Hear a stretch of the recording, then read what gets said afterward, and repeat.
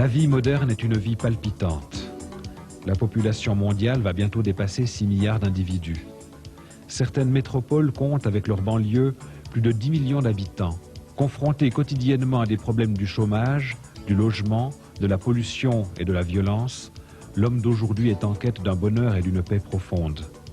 Il est vrai que la société lui propose des distractions et des plaisirs aussi immédiats que superficiels, mais elle le comble rarement d'une satisfaction totale et durable. Car au fond, derrière les problèmes de subsistance se cache le vrai problème, celui de l'existence. Le temps passe inexorablement et rappelle à chaque être humain qu'au terme de la vie, il y a la mort.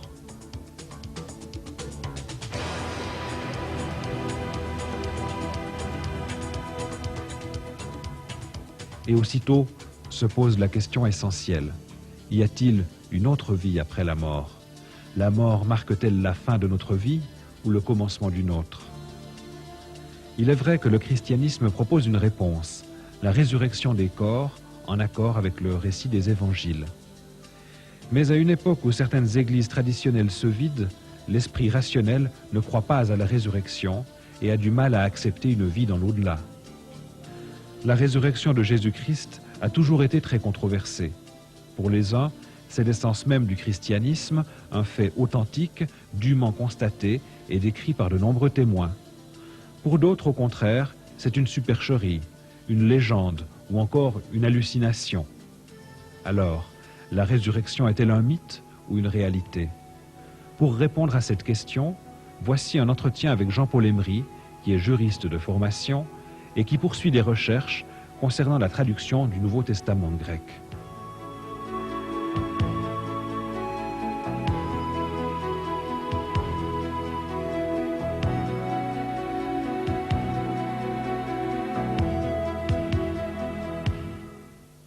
Jean-Paul Emery, nous sommes très heureux de vous accueillir aujourd'hui sur notre plateau.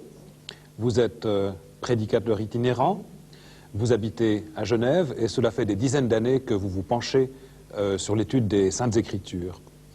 Alors Jean-Paul Emery, je sais que vous faites partie de cette faible minorité qui croit à la résurrection. Ma première question est simple, pourquoi y croyez-vous? Oui, alors je vous propose, pour répondre, qu'on fasse un petit retour en arrière, 2000 ans en arrière, du temps du Seigneur.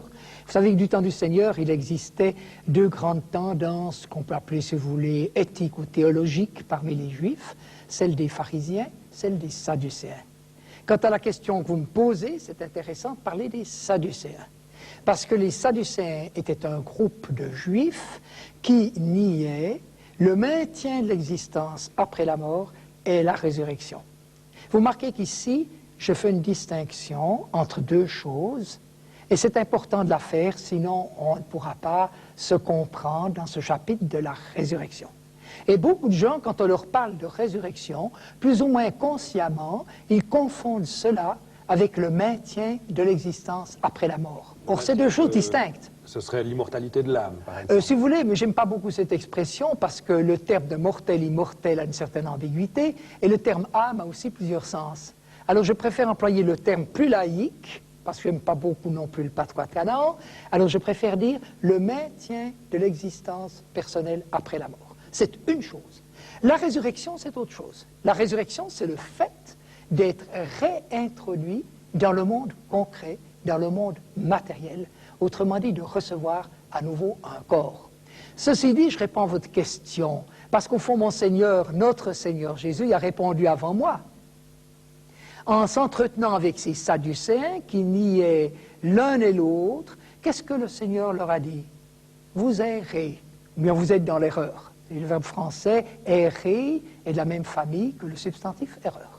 Vous errez, ou bien vous êtes dans l'erreur, car vous ne connaissez ni les Écritures, ni la puissance de Dieu. Alors maintenant, je peux répondre. Je crois au maintien de l'existence après la mort par certaines considérations d'ordre terrestre qui me donnent qu'il y a de sérieuses raisons, qui me permettent de penser qu'il y a de sérieuses raisons pour croire que notre âme continue d'exister après la mort.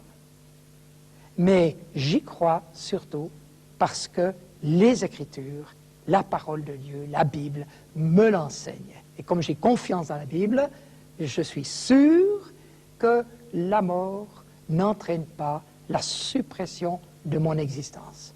Et je crois à la résurrection, si bizarre que ce soit de penser qu'un jour nous devrions récupérer un corps, parce que le Seigneur l'a dit, vous êtes dans l'erreur parce que vous ne connaissez ni les Écritures, ni la puissance de Dieu.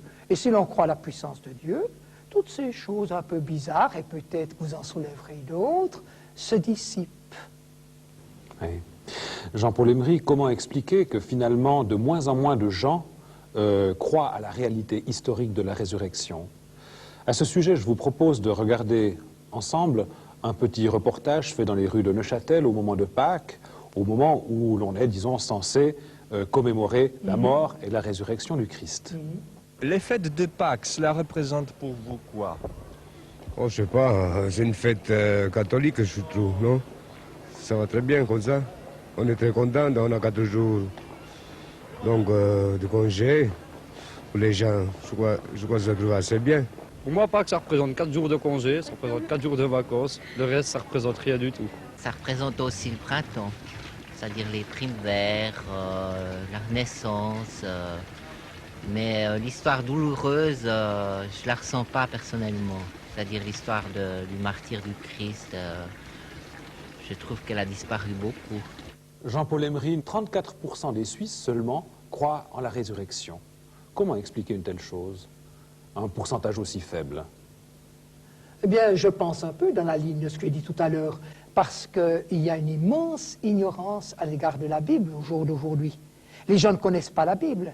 Il y a même des gens qui vous disent « Ah oui, la Bible, oui, je sais bien ce que c'est. » Mais vous leur demandez la moindre des choses élémentaires et ils l'ignorent. Alors quand on ignore les Écritures, tout ce domaine qui est quand même un domaine qui nous est mystérieux, qui est presque dans l'ombre, dans les ténèbres pour nous, si on n'y met pas le projecteur de la Bible, vous savez qu'il y a un verset qui dit « Ta parole est une lumière sur mon sentier », si on n'y met pas ce projecteur, on reste dans l'inconnu. Et puis je pense qu'il y a quand même, de la part d'une partie de notre population, une sorte de matérialisme qui les conduit à nier la survivance, et comme il nie le maintien de l'existence après la mort, à plus forte raison, il ne croit pas à une résurrection, puisque de toute façon, on est déjà rentré dans le néant. J'ai encore un autre reportage à vous proposer qui a été réalisé en France et où l'on voit curieusement que les gens croient de plus en plus à la réincarnation. Est-ce que vous pensez qu'après la mort, il y a une autre vie? Ben, je crois à la réincarnation quand même. Réincarner peut-être, mais je sais pas. Ressusciter, non, peut-être pas. Est-ce que vous pensez plutôt après la mort à une réincarnation ou plutôt à ressusciter avec un nouveau corps comme Jésus? Non, moi je crois à la réincarnation, mais à la résurrection, non, pas vraiment, non. Quand quelqu'un est mort et quelqu'un naît au même moment, la personne qui vient de mourir peut se réincarner en celle qui vient de naître. La réincarnation, c'est lorsqu'on quitte notre enveloppe, on en prend une autre. On est comme ça maintenant, et puis si on meurt, on redeviendra autre chose, ou un homme, ou un chat, ou un oiseau, ou quelqu'un d'autre. Est-ce que vous pensez que Jésus-Christ est ressuscité avec un nouveau corps? Il s'est réincarné dans le corps d'autres personnes pour montrer qu'il était revenu. Vous pensez plutôt à la réincarnation après la mort, plutôt que la résurrection pour vous-même? Ah, bien sûr. Les sondages effectués auprès de jeunes Suisses confirment cette tendance et montrent qu'ils sont de plus en plus nombreux à croire en la réincarnation, ce qui est quand même curieux dans un pays comme le nôtre, qui est un pays en principe christianisé.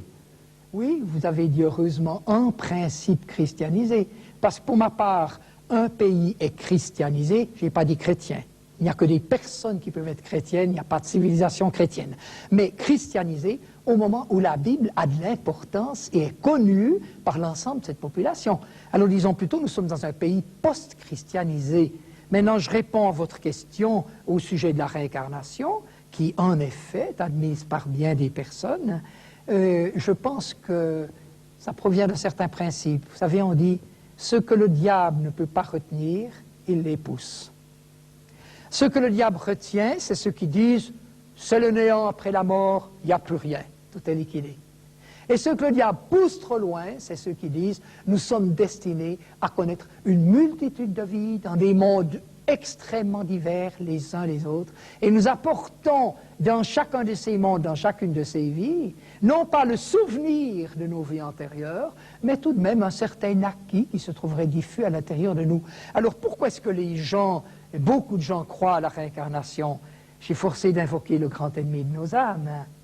Parce que l'ennemi de nos âmes sait qu'en réalité, cette vie que nous vivons maintenant est extrêmement précieuse.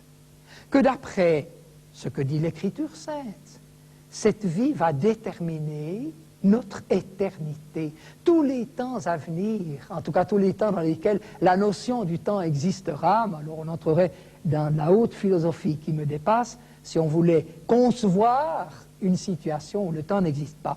Mais pour nous, c'est très important. Alors vous comprenez, le diable se dit, c'est bien, je dis à ces gens, on a des milliers de vies devant nous pour aboutir, alors à ce que vous voulez. Il semble que ce serait plutôt un nirvana, c'est-à-dire un état dans lequel on a perdu sa personnalité. Moi, personnellement, j'espère la garder toujours. Dieu m'a appelé par son nom. Oui. C'est la mort, la perte de personnalité. Vous dites quelque chose de très juste, c'est un suicide de l'âme. Mais c'est un suicide de l'âme que certaines philosophies de l'Orient aiment envisager comme une bénédiction. Alors ces gens-là veulent vivre une multitude de vies, et puis si jamais dans cette vie-ci, parlons franchement, ils se disent, pour celle-ci, je fais la foire. Alors, je fais la foire, et puis comme on me dit que je retarde mon arrivée au stade suprême, il faut faire bien attention, je perds une vie, mais que de toute façon, ce sera qu'après un nombre respectable de millions de vies que j'arriverai à cet état, comprenez sur 1 million si j'en loupe une, et le diable se frotte les mains, parce qu'en réalité, il est réservé à tout homme, dit la lettre aux Hébreux, de mourir une fois, et pas 50 000 fois ou 1 milliard de fois, et après vient une appréciation de Dieu sur le bien ou le mal qu'on aura fait étant dans ce corps.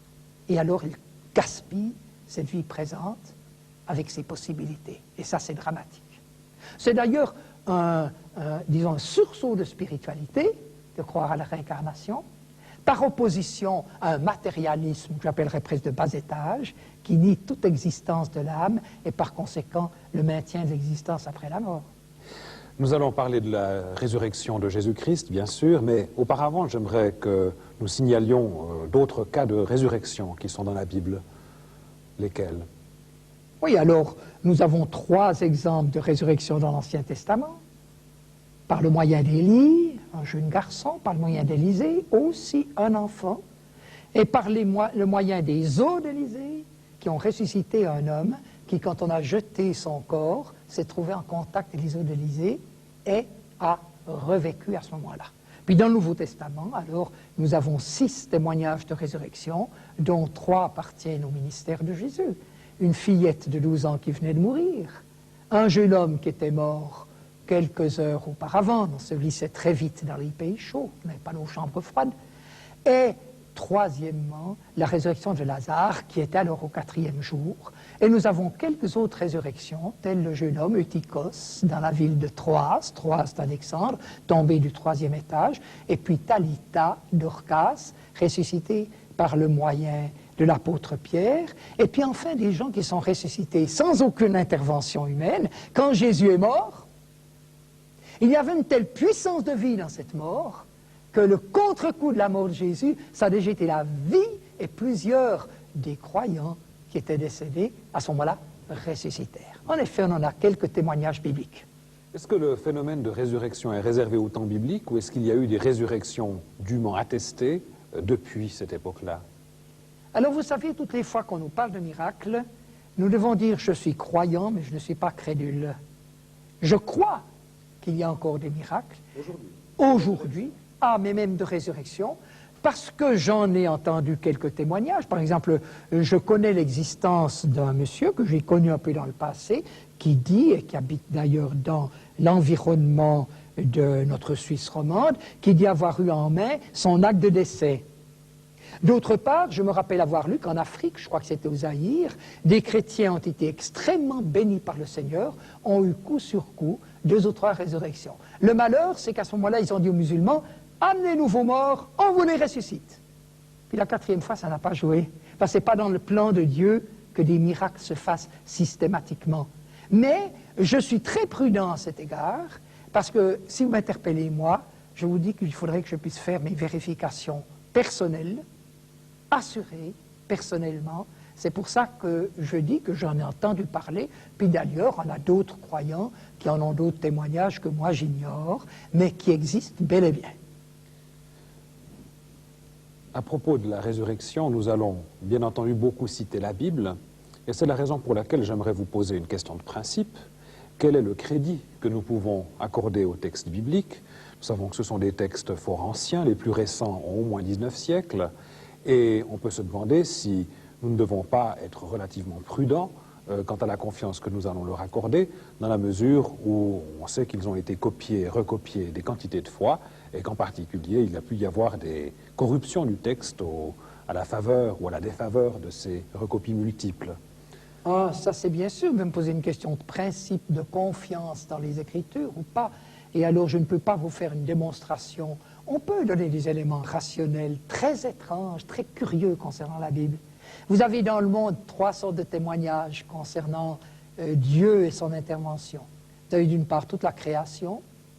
Vous avez comme deuxième témoignage le peuple d'Israël, ce peuple étrange, qui est étrange, qui doit rester étrange, et qui le reste, qu'il le veuille ou pas.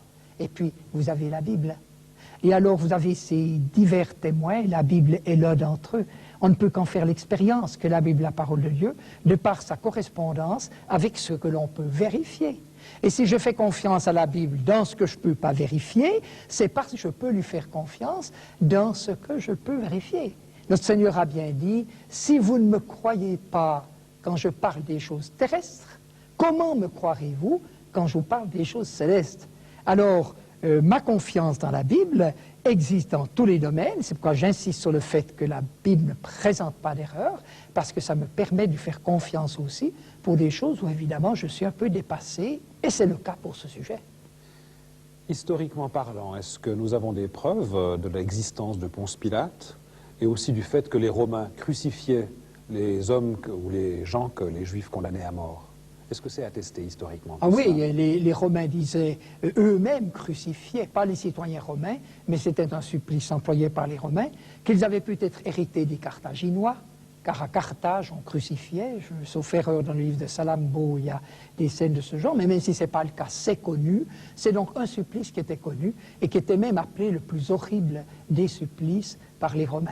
Quant à Ponce Pilate, c'est intéressant de vous entendre parce qu'on a trouvé à Césarée, on connaissait déjà son existence par des écrits. Vous savez qu'on n'a pas que le Nouveau Testament, on a Philon d'Alexandrie, un juif qui est à peu près contemporain, et puis on a surtout le grand écrivain juif Flavius Joseph, qui nous parle aussi de la période contemporaine de Jésus. Il en est peu parlé de Jésus lui-même, mais Pilate est attesté par l'histoire profane. Alors je reviens à ce que je voulais dire tout à l'heure, parce que je l'ai vécu, c'est qu'on a retrouvé dans les fouilles de Césarée, qui, vous le savez, au bord de la mer, était la Césarée d'Israël, pas celle de Cappadoce, au bord de la mer était la capitale de la terre d'Israël, du temps de la domination romaine, et on a retrouvé un socle de statues avec Pontius Pilatus gravé sur ce socle.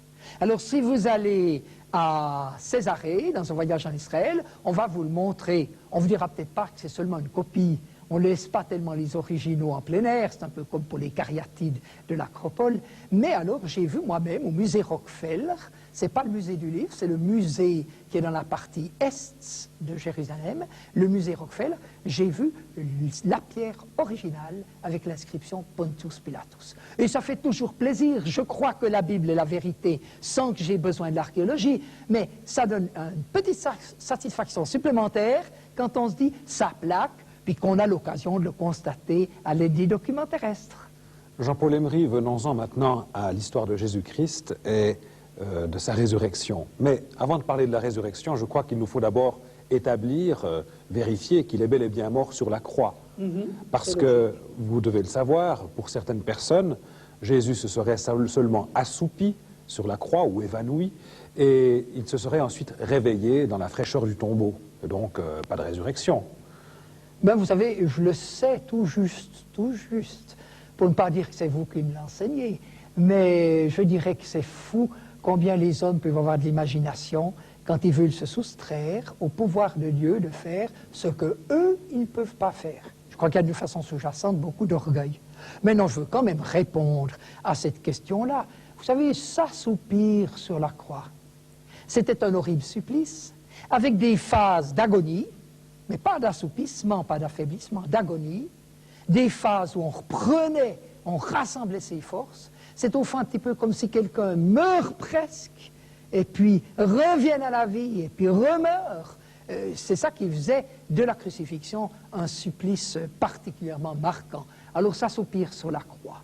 Maintenant, s'assoupir sur la croix, quand on reçoit un coup d'épée dans le côté, et pas un coup d'épée, je ne sais pas, qui ne traverse que les chairs, peut-être là où on serait bien en chair, à supposer que Jésus appartint à la catégorie des gens qui n'étaient pas maigres, mais où il sort du sang et de l'eau.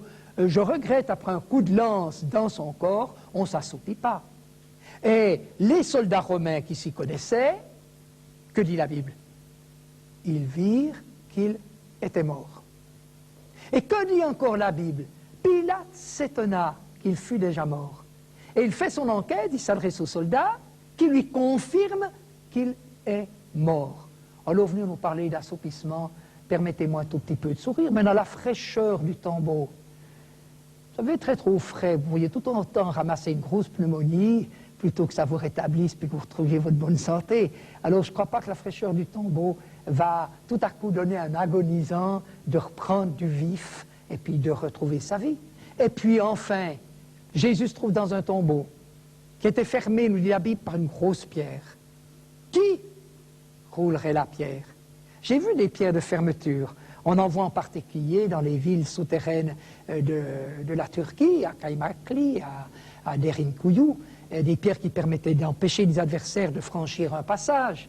Mais quand cette pierre est roulée, vous pouvez, à l'aide d'un levier, la faire rouler pour ouvrir si vous êtes du côté où il y a la pierre. Mais du côté où il y a le trou fermé par la pierre, vous n'avez aucune prise pour remuer cette pierre. Or, la pierre était grande. C'est un détail qui a son importance. Et Jésus, même sorti de son assoupissement, grâce à la fraîcheur providentielle du tombeau, je le vois guère gratouiller dans cette pierre, trouver une petite prise, et puis remuer cette pierre pour la faire rouler et sortir de la tombe. Autre question, si la résurrection était si importante, pourquoi les évangiles en parlent finalement si peu? Par exemple, Marc, dans son évangile, y consacre seulement son dernier chapitre, de même que Matthieu. Alors ça fait un chapitre sur 28, c'est pas beaucoup pour un événement d'une telle importance.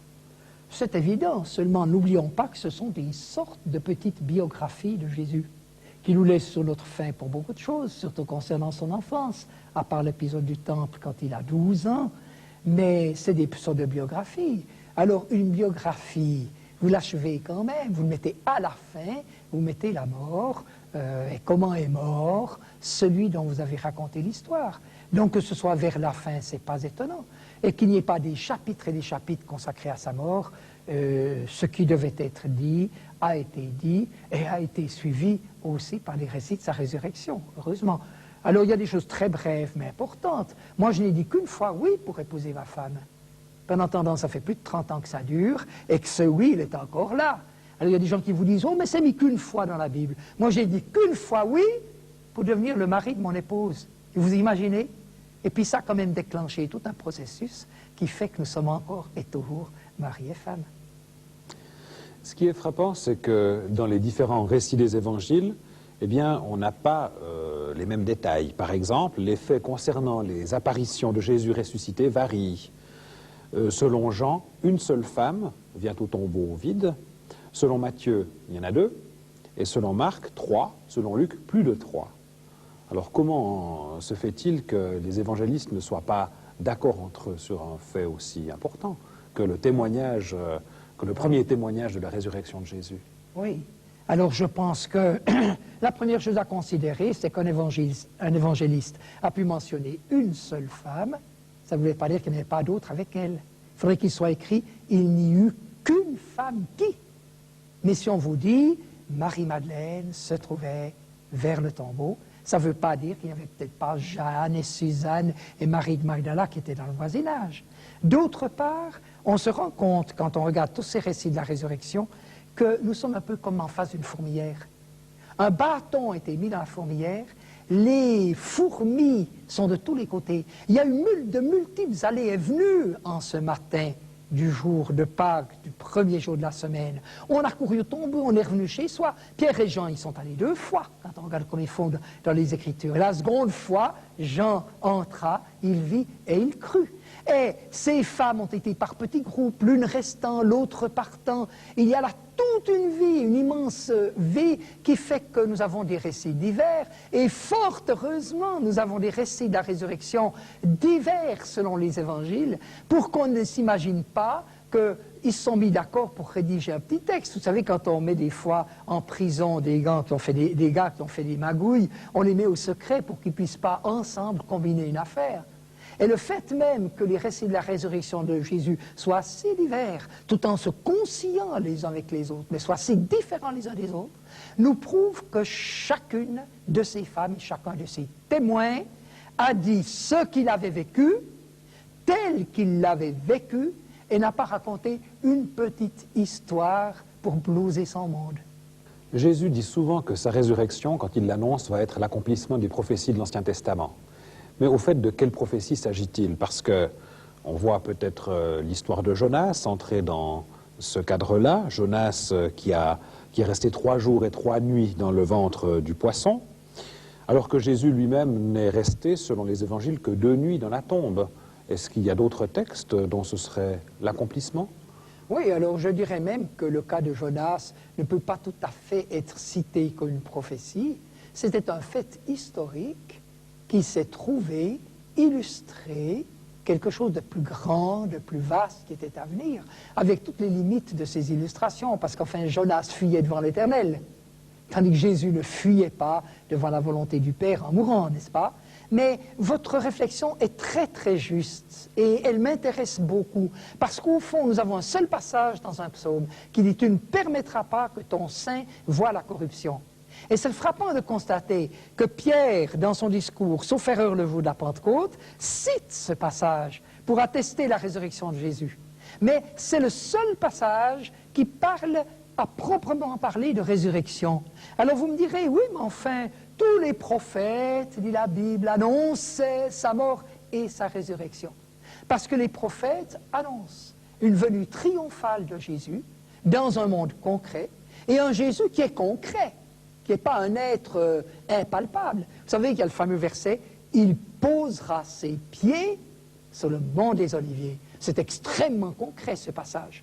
Alors, il y a de multiples prophéties de l'Ancien Testament qui annoncent un retour du Seigneur pour instaurer un temps qui durera 1000 ans, qu'on appelle le millénium, qui est un temps de régénération de l'ensemble de la terre, mais d'une terre concrète. Je suis un partisan déclaré de ce temps de régénération d'un monde matériel.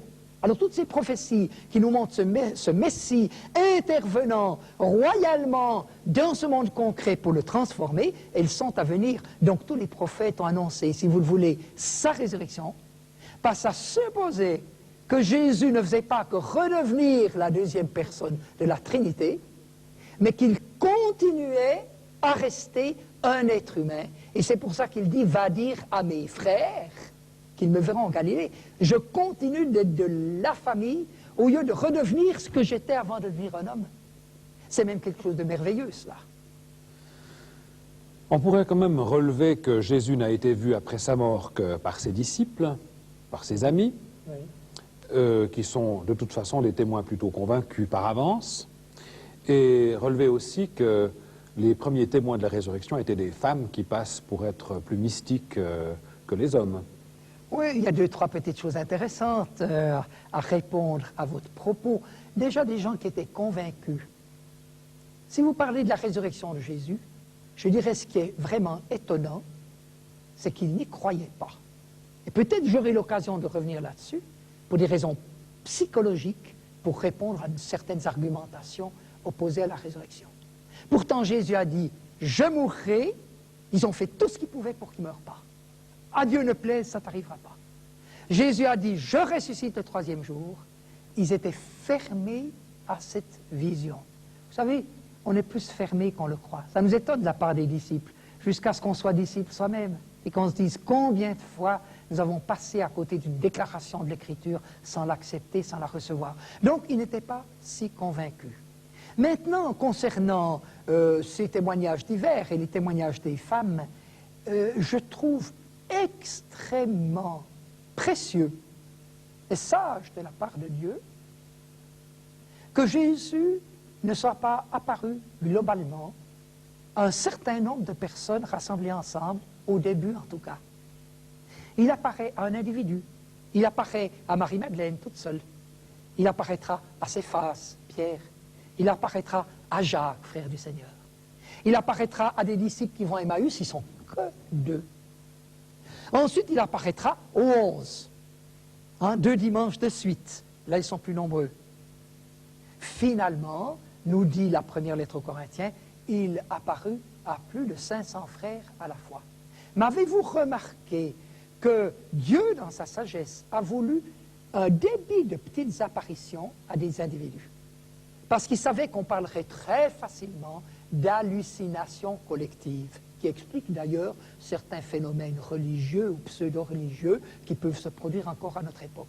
Vous savez, il y a des mouvements de foule, et dans une foule qui attend intensément quelque chose, on est contaminé, on finit par croire, comme des petits-enfants, que l'on fait croire qu'ils ont vu une chose quand ils ne l'ont pas vue, ils le font par confiance à leurs parents finalement, on finit par croire voir quelque chose qu'on ne voyait pas.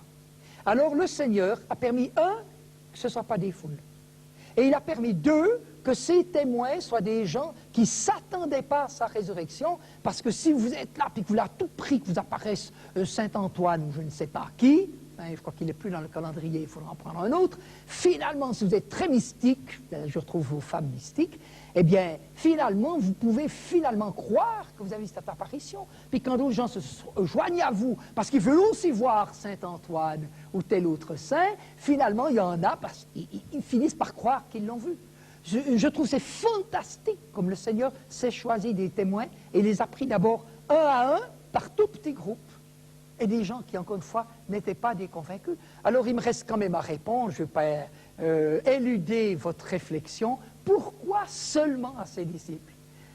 Parce que nous sommes déjà dans le temps où Dieu se révèle à celui qui le cherche. Ce n'est pas à eux que je me fais connaître, c'est à vous parce que vous êtes mes disciples. Tant que tu n'as pas l'attitude d'un disciple c'est un élève, mais qui se livre à l'influence et à l'enseignement, et à l'influence et l'enseignement durable d'un maître. Tant que tu n'es pas cela, moi je ne veux pas te servir les vérités du salut et te faire des démonstrations.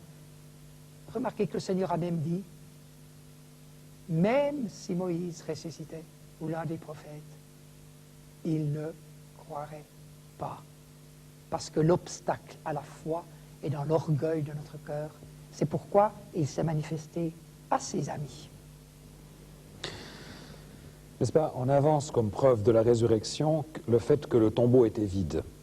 Or, les disciples auraient pu voler le corps pour faire croire que le Christ était ressuscité, ou bien ils auraient pu soudoyer la garde aussi, qui gardait le corps de Jésus en croix, et le tombeau pour enlever le corps, ou la garde aurait pu s'endormir et les disciples auraient pu évacuer le corps de Jésus, toujours pour faire croire à la résurrection, puisqu'ensuite, finalement, c'est aux disciples qu'on dit que Jésus ressuscité est apparu. On peut imaginer un complot dans ce sens-là. Oh oui, mais les pauvres disciples, quand même, ils ne sont pas là pour se défendre, en face d'une supercherie vraiment qui dépasse la mesure, et dont la réalisation technique n'aurait vraiment pas été facile. Mais je ne crois pas qu'ils auraient voulu donner l'impression que Jésus était ressuscité, puisque précisément, ils ne s'attendaient pas à sa résurrection. Ils sont dans le désarroi. Maintenant, pour soudoyer la garde, attention aux corruptions de fonctionnaires. Il faut quand même faire un petit peu attention, ça peut vous retomber dessus. Je vous fais même remarquer que ce n'était pas même la garde romaine. Non, parce que Pilate dit, vous avez une garde, alors gardez-le comme vous voulez. C'était une garde qui était à la disposition des grands prêtres et qu'on retrouve d'ailleurs à Gethsémani, lors de l'arrestation de Jésus. Il y avait des soldats romains, et ils étaient peut-être composés de soldats romains, mais triés sous le volet. C'était des copains des grands prêtres. Vous savez, si vous avez votre petite police privée puis vos gardes du corps, vous choisissez des gens qui sont de votre bord. Ça n'aurait absolument pas joué. Certains critiques parlent d'un complot de Pâques organisé par Jésus. C'est Jésus qui aurait organisé sa propre résurrection dans les moindres détails. Il aurait mis Joseph d'Arimathée et un jeune homme dans la confidence, et c'est ce jeune homme qui aurait ensuite joué le rôle de Jésus ressuscité. Donc une mise en scène impeccable. Oui, je comprends. Alors au fond, un jeune homme qui aurait fait semblant d'être Jésus ressuscité. Donc une bonne organisation. Après tout, les femmes a de la peine à le reconnaître le matin de la résurrection. Oui. Elle le prend pour le jardinier. Oui, mais elle n'était pas tournée vers le jardinier. Vous savez, ils avaient des tas de petits détails bibliques extrêmement précieux. Et se retournant, et lui dit Rabbi. Donc il ne regardait pas de son côté. D'autre part, c'est des femmes qui pleuraient. Vous savez qu'il y a des femmes qui ont les pleurs et les larmes assez faciles, les femmes modernes un peu moins. Mais enfin, ça peut arriver peut-être un peu plus facilement aux femmes qu'aux hommes, bien qu'il y avait une chanson que j'aimais bien qui disait « Les garçons pleurent aussi dans leurs bras hein ». Mais enfin, disons, ces femmes pleuraient. Alors, Jésus n'a pas été tout de suite reconnu, c'est vrai, mais j'aimerais quand même votre jeune homme, là, il m'intéresse. Le plus grand comédien de tous les âges. Réussir à se faire passer pour Jésus, vous voyez ça, devant des gens qui ont bien connu Jésus. Réussir à dire « Marie ».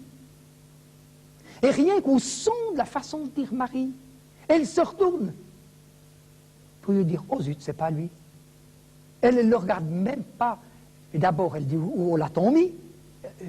Elle croit que c'est le jardinier. Elle se retourne et puis c'est du coup « Rabouni, tu es le maître ». Mais vous savez, se faire passer pour Jésus puis dire à Thomas « Mets ta main dans mon côté ». On peut se grimer facilement. On peut même traduire « glisse ta main dans mon côté ». Mais le verbe grec, je l'accepte, peut signifier « applique ta main, déplace ta main sur mon côté ». Alors, Thomas ne s'y serait pas trompé avec quelqu'un d'autre que Jésus. Bon, enfin, les 11 qui avaient vécu avec Jésus. Non, vous savez, il y a certains critiques, je m'excuse de dire que ces critiques méritent leur nom parce qu'ils méritent d'être critiqués. Ouais. Jésus dit au brigand qui est crucifié en même temps que lui qu'il irait au paradis le jour même. Oui, hein? oui. Aujourd'hui, je te l'ai dit, tu seras Oui, avec moi oui. au paradis. Est-ce qu'il s'agit de l'âme ou de l'esprit du brigand qui va être au paradis? À coup sûr, ce ne sera pas son corps.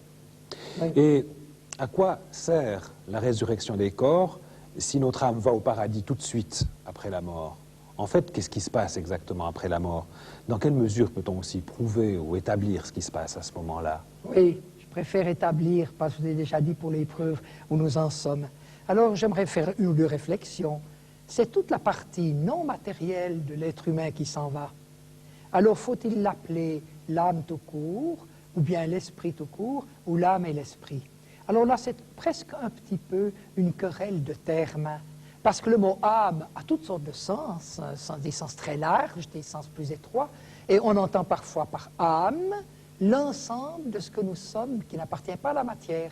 En ce sens-là, nous serions composés de deux choses, un corps et une âme. Mais parfois, le mot âme prend un sens plus spécifique, surtout sous la forme de son adjectif, psychikos, en grec, du mot psyché, âme, c'est-à-dire psychique, si vous le voulez, traduit par animal par second. Alors, il y a une immense ambiguïté en prenant le terme d'animal, il faut donc l'éviter. Alors, l'adjectif s'appelle psychique, ce qui appartient au monde d'ici-bas, au monde horizontal, et l'adjectif du mot esprit, spirituel, s'applique à ce qui appartient au monde vertical de notre lien avec Dieu. Alors, si vous prenez âme dans son sens général, nous sommes composés de deux parties, un corps et une âme. Mourir, c'est connaître la séparation entre le corps et l'âme. Puis si vous appelez âme la partie de notre être immatériel qui nous permet de nous comporter sur la terre, sur le plan horizontal, alors c'est son âme et son esprit qui sont partis. Il faut quand même relever que dans le grec, avec le mot âme, psyché, et le mot pneuma, esprit, que l'hébreu avec nefesh et ruach emploient très souvent un des termes l'un pour l'autre. Parce qu'ils ont comme ça une extension sémantique, c'est-à-dire le sens de ces mots peut être variable comme un éventail qu'on referme ou pas. Alors, j'ai répondu ici si c'est l'âme ou l'esprit. Puis maintenant, vous me dites à quoi ça sert de ressusciter? Parce que la résurrection, je le répète, autant le redire, ce n'est pas le fait de réexister. C'est le fait de récupérer un corps. Alors, le brigand a continué d'exister, Et je te dis en vérité, c'est aujourd'hui, quand tu viendras dans ton règne, des brigands, Jésus dit, c'est aujourd'hui, tu seras avec moi dans le paradis, qui est la partie du séjour des morts où vont ceux qui étaient en harmonie avec Dieu. Alors, il continue d'exister, mais ressusciter, c'est rentrer dans le monde matériel en recevant de nouveau un corps. Le verbe ressusciter grec, il y a deux verbes qu'on emploie. Il y a le verbe qui veut dire se réveiller, et c'est déjà intéressant parce qu'au fond, disons, le sommeil, c'est un peu une perte de notre contact avec le monde matériel, et quand on se réveille, on est réincorporé plus pleinement dans ce monde matériel. Mais surtout, le verbe anistanai, le verbe grec, qui veut dire, au fond, littéralement, être remis sur pied, être replacé sur pied. Disons que si on avait le courage de faire une traduction révolutionnaire, on ne dirait pas la résurrection, on dirait la remise sur pied. Alors là, c'est pour le retour du Seigneur. Même pour le brigand, il attend dans le paradis le retour du Seigneur. Ce corps ressuscité, à quoi va-t-il ressembler? Et disons que le corps de Jésus ressuscité, est-ce que c'était le même corps que celui qu'il avait avant? Oui, alors heureusement que vous faites allusion au corps de Jésus, parce que, disons, c'est le seul corps de la résurrection au sujet duquel nous ayons des données bibliques. La première donnée biblique, c'est que c'est un corps. Touchez-moi, un esprit n'a ni chair, ni eau, comme vous voyez que j'ai. Et Jésus dit encore, pour que ce soit bien sûr, avez-vous quelque chose à manger? Et il lui donne à manger, je crois, 2 petits morceaux de poisson, puis un rayon de miel. Sauf erreur, c'était ça. Jésus mange devant eux. D'ailleurs, il a mangé et bu avec nous après sa résurrection, dira la Bible ailleurs, pour bien qu'on comprenne qu'il ne s'agit pas d'une sorte de corps astral. Vous savez, dans le spiritisme et dans les religions comme ça, plus ou moins occultes, on a diverses sortes de corps. Pour la Bible, le corps, c'est la poussière de la terre. Notre corps est terrestre, il est fait de terre. C'est donc ce qu'on appelle de la matière. On n'est pas beaucoup plus avancé qu'avant, parce qu'est-ce que la matière? Ben, les savants sont en train de s'y casser régulièrement les dents pour savoir ce que c'est. Mais c'est donc notre partie matérielle.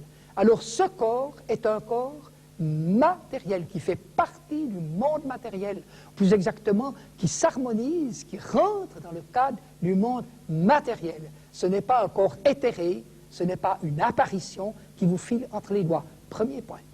Deuxième point, c'est un corps qui ressemble à notre ancien corps. C'est très intéressant dans l'histoire des disciples d'Emmaüs. Leurs yeux étaient retenus pour qu'ils ne le reconnaissent pas. A contrario, si leurs yeux n'avaient pas été retenus, ils l'auraient reconnu. Donc, on le reconnaît. Le thème de sa voix, Marie au tombeau, elle se retourne, Rabboni. Le timbre, avec toutes ces harmoniques, a été perçu. Donc, il ne faut pas trop séparer ce nouveau corps de notre ancien corps. Seulement, il y a des différences. Et vous savez que Jésus a pu se trouver parmi les disciples en passant à travers les murs. De telle sorte que ce corps, nous dit la lettre aux Corinthiens, sera un corps puissant. C'est-à-dire, il sera capable de connaître certaines choses, de faire certaines choses que notre corps présent ne peut pas faire. Vous savez que Jésus, avec son corps spirituel, est monté vers Béthanie, dans les environs de Béthanie, le jour de l'ascension. Notre corps actuel, ben, il a besoin d'un avion ou au mieux d'un panier qu'on appelle une nacelle avec suspendu un ballon pour monter. Ou bien on est tout fier parce qu'on a réussi à monter 2,22 m, n'est-ce pas, pour battre un record de saut en hauteur. Mais ce corps nouveau sera puissant, puis il sera glorieux, c'est-à-dire rien ne pourra l'atteindre. On ne pourra pas le mettre à mort, on ne pourra pas le blesser. Maintenant, si on va aller encore un peu plus profond, je pense que ce corps sera le reflet et le témoignage matériel de l'état de notre âme. Et que la reine de beauté la plus extraordinaire, qui vivrait parce qu'elles ne vivent pas forcément, une vie dévergondée, ben dans l'éternité, sa souffrance, ce sera peut-être d'être bancal, d'avoir une épaule plus basse que l'autre, d'avoir pour ainsi dire pas de poitrine, je m'excuse, mais ça compte pour les reines de beauté, ou d'avoir un tour de hanche qui ne correspond pas au canon de la beauté, tandis que la femme la plus laide, qui aime Jésus et qui vit pour Jésus, sera une splendeur et une beauté. Vous savez qu'une femme, je ne sais plus qui c'était comme femme, qui se trouvait dans un salon à Lausanne où l'on parlait et qui entendait parler Alexandre Vinet, le penseur vaudois, qui vaut bien les penseurs modernes, dont la densité des écrits est extraordinaire, a dit, Elle ne le connaissait pas. Qui est ce lait qui devient beau quand il parle? J'apprécie beaucoup cela. Alors je dirais, qu'est-ce que c'est que ces gens, peut-être quelconques physiquement, qu'on a méprisés, mais qui aimaient le Seigneur de tout leur cœur? Puis tout à coup, je vois cette belle dame, dans la plénitude de sa beauté. Puis c'est la pauvre petite sœur bossue, et ça ne s'était pas rangé avec les années, mais qui aimait le Seigneur de tout son cœur. On ne vous l'impose pas, mais moi je crois que ce sera la manifestation physique de notre être intérieur. En conclusion, Jean-Paul Emery, quel message pouvons-nous laisser à nos téléspectateurs? Quelles sont les conséquences de la résurrection pour nous? Oui, alors il me semble que les conséquences de la résurrection de Jésus pour nous, on pourrait peut-être dire qu'il y a 3 idées principales à en sortir. Premièrement, Dieu a le dernier mot. Et au moment où on croit que tout est fini, que tout s'effondre, comme les disciples l'ont cru d'ailleurs, on oublie la dernière intervention de Dieu. Et je crois que c'est important pour nous tous, parce que nous connaissons tous des moments des fois de désarroi, de désespoir. Il nous semble qu'il n'y a plus d'issue. Et quand il n'y a plus d'issue, devant, derrière, à droite et à gauche, et dessous, on oublie toujours qu'il y a encore une issue du côté du ciel. Et ça, j'aimerais le dire à ceux qui nous écoutent. Maintenant, la seconde chose que j'aimerais dire, c'est que Dieu ne méprise pas la matière. Et que la résurrection de Jésus, c'est quand même l'expression du fait que Dieu s'intéresse à ce qui est matériel, que nous ne devons pas vivre une vie désincarnée. Et la philosophie grecque, à cet égard-là, nous a joué un peu au mauvais tour. Vous savez que dans la philosophie grecque, on fait le jeu de mots soma, sema, c'est-à-dire le corps est un tombeau, parce qu'au fond, la matière, on devait s'en débarrasser. Ce n'est pas du tout le message judéo-chrétien. Et là, malheureusement, certains prédicateurs du message chrétien ont été beaucoup trop influencés dans leurs études par une vision grecque d'une spiritualité mal comprise. Seulement, finalement, qu'on récupère un corps ou pas, c'est peut-être pas encore l'élément capital par lequel nous devons terminer. C'est que si Dieu a été capable de redonner une vie, et une vie parfaite, à un corps, au corps d'un supplicié, qui est mort d'une mort dégradante et qui désorganisait tout l'être physique, à combien plus forte raison ne peut-il pas nous donner la vie intérieure? Et au fond, que notre être physique dépérisse, c'est une chose, mais qu'il y ait dans notre être intérieur une soif, un besoin, ne plus être soi-même comme on l'a traîné jusqu'à présent, ça existe. Et c'est pourquoi le grand message de l'Évangile, c'est « Il faut que vous naissiez de nouveau ». Et Dieu nous dit « Je t'ai fait naître indirectement par le moyen de tous tes ancêtres. Mais sais-tu que tu dois passer par une nouvelle naissance ?» Jésus l'a dit à un Nicodème, un homme très sage, et qui n'avait rien compris à la nécessité de la nouvelle naissance. Mais parmi nous, quand on regarde, nous les humains, notre cœur, notre être intérieur, on se dit on a besoin de changements qui soient à l'intérieur. Et alors, la Bible dit, je vous supplie, soyez réconciliés avec Dieu. Et sachez que quand vous aurez accepté que la main de Dieu prenne votre main, vous allez sentir dans votre être intérieur quelque chose de vivant, la vraie vie, ce que la Bible appelle la vie qui fait partie de l'éternité, éternelle si vous voulez. Et cette vie va vous transformer au travers des combats et des luttes de la vie et vous permettre de les traverser, non sans larmes, mais aussi en voyant la fidélité de Dieu. Merci Jean-Paul Emery pour cet entretien que vous avez bien voulu nous accorder. Nous espérons vous entendre encore. Merci.